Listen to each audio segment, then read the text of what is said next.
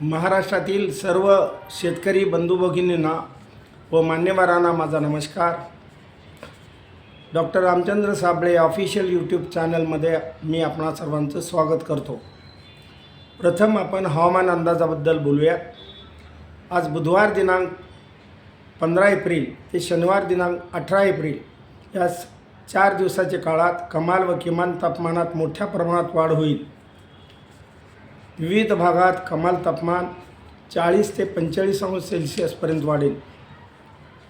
हवेचे दाब त्यामुळं कमी होतील, ते 1006 हेक्टोपास्कल इतके राहतील. त्यामुळे तापमान वाढीसह उष्ण व कोरडे असे हवामान राहील. आणि त्याबरोबरच उत्तर महाराष्ट्र व दक्षिण पश्चिम महाराष्ट्रात जेथे हवेचे दाब कमी होतील तेथे अल्पशा प्रमाणात हवामान ढगाळ राहील. सापेक्ष आर्द्रतेत घट होईल. जालना, संभाजीनगर, बुलढाणा, वाशिम, अमरावती व सोलापूर जिल्ह्यात वाऱ्याचा ताशी वेग वाढेल आणि तो 15 ते 18 किलोमीटर प्रति तासी राहील. तर कोकण, उत्तर महाराष्ट्र व दक्षिण पश्चिम महाराष्ट्रात अल्पशा प्रमाणात हवामान ढगाळ राहील. हिंदी महासागर, बंगालचा सागर व अरबी समुद्र याच्या पाण्याचे पृष्ठभागाचे तापमान 29 ते 30 अंश सेल्सिअसपर्यंत वाढेल. त्यामुळे बाष्पीभवनाचा वेग वाढेल आणि त्यामुळं काही भागात अल्पशा प्रमाणात ढगाळ हवामान राहील. तसेच प्रशांत महासागराचे पाण्याचे पृष्ठभागाचे तापमान बेरूजवळ 18 अंश सेल्सिअस तर इक्वेडोरजवळ 25 अंश सेल्सिअस इतकं राहण्यामुळं तिथलं पाणी थंड राहणार आहे. लाल येण्याचा प्रभाव अल्पशा प्रमाणात का होईना पण सुरू आहे. आता कृषी सल्ल्याबद्दल आपण थोडक्यात माहिती घेऊया. जनावरांना व कुक्कुटपालन पक्ष्यांना दिवसातून 4 ते 5 वेळा पाणी द्या.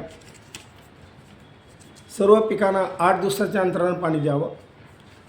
ठिबक सिंचन संचावरचं जर पाणी द्यायचं असेल तर दररोज पाणी द्यावं.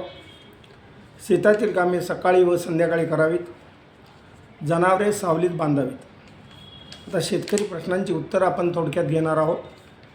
योगीराज मस्के विचारतात की वाशिम जिल्ह्यात हळद वाळत घालायची आहे तरी पावसाची शक्यता आहे का? सध्या या आठवड्यात पावसाची शक्यता नाही, चिंता नसावी. श्री पवन बागले विचारतात की एप्रिल महिन्यात पपई पिकाचे नियोजन कसे करावे?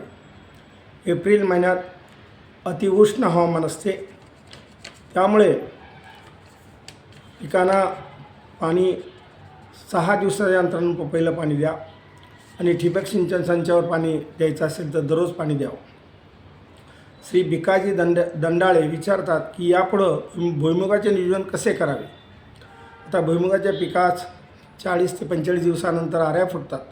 त्यावेळेला जर मोकळा ड्रम फिरवला तर आऱ्या जमिनीत घुसतात आणि शेंगा भरपूर प्रमाणात लागतात.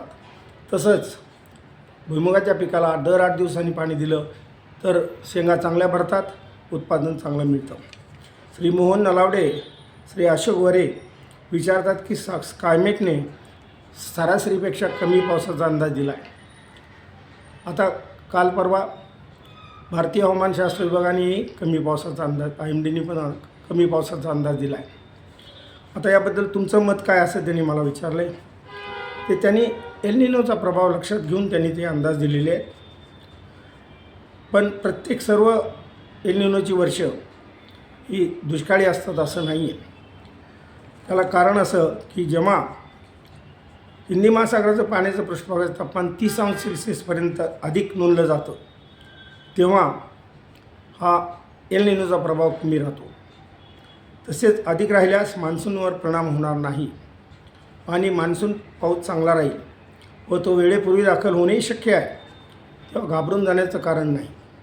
तसेच श्री बाळासाहेब खर्डे विचारतात की लहान येण्याची स्थिती सध्या काय आहे?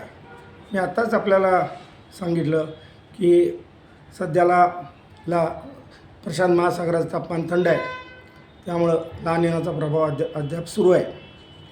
आता याबरोबरच काही प्रश्न असे आहेत की बाबा प्रभाकर शिंदे विचारतात की तुमचा हवामान अंदाज कधी येणार?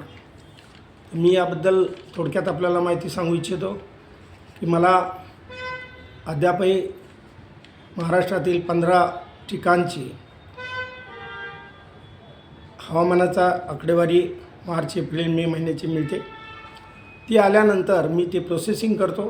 ते इंजिनियर माझे मित्र एक आहेत, ते काम करतात आणि मला एकट्यालाच ते काम करावं लागत असल्यामुळं मग नंतर मी मॉडेलमध्ये ते सगळा डेटा भरतो.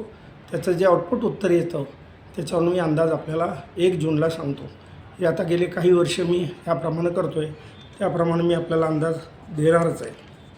याशिवाय श्री मजिद खान यांनी मला विचारलं आहे की एल निनोबद्दल काय होणार वगैरे.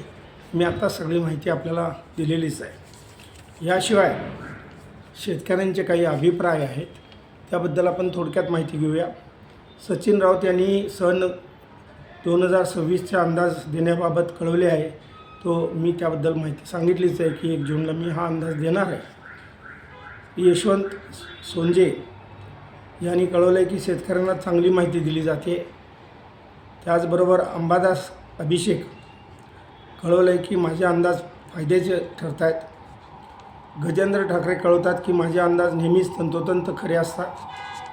श्री बाळासाहेब खर्डे, महारुद्र वैरागर, ज्ञानेश्वर आंधळे, कल्याण मगर, उमेश कदम, संध्या पाटील, सचिन गणवट, सावकार आहिरे, गायक डांगे, सचिन राऊत, प्रशांत देतगिरी, क्षीरसागर इंगळे या सर्वांनी मला धन्यवाद दिलेत.